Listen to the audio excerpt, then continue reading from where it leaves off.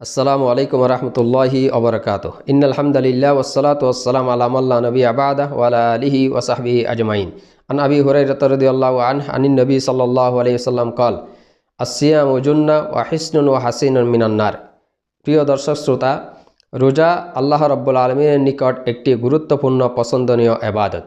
যে ব্যক্তি এই রোজা যথাযথভাবে পালন করবে, এই রোজাকে মূল্যায়ন করবে, এই রোজা সেই রোজাদার ব্যক্তির জন্য আত্মরক্ষার হাতিয়ার হিসেবে কাজ করবে।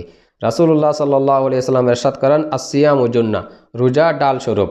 অর্থাৎ এই রোজা রোজাদার ব্যক্তিকে দুনিয়ায় যাবতীয় অশ্লীলতা ও মন্দ কাজ থেকে বিরত রাখবে। কেননা এই রোজার মাধ্যমে মানুষের কামনা বাসনা দুর্বল হয়ে পড়ে। এই রোজা মানুষের কামনা বাসনাকে জ্বালিয়ে পুড়িয়ে ভস্ম করে দেয়। অতএব রোজাদার ব্যক্তির জন্য উচিত হবে যাবতীয় এমন সব অপকর্ম থেকে নিজেকে এবং এই রোজাকে বিরত রাখা, যা তারা তার রোজা নষ্ট হয়ে যায় অথবা রোজার সওয়াব কমে যায়। দ্বিতীয়ত, এই রোজা রোজাদারকে জাহান্নামের আগুন থেকে মুক্তি প্রদান করবে। জাহান্নাম কামনা বাসনা দ্বারা বেষ্টিত।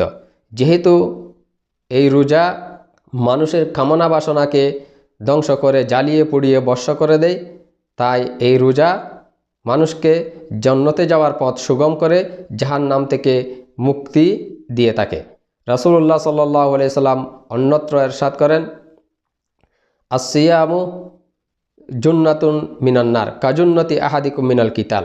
অর্থাৎ যুদ্ধক্ষেত্রে একজন যোদ্ধাকে যেমন ডাল শত্রুর আক্রমণ থেকে রক্ষা করে, অনুরূপ এই রোজা রোজাদারকে জাহান্নামের আগুন থেকে রক্ষা করবে।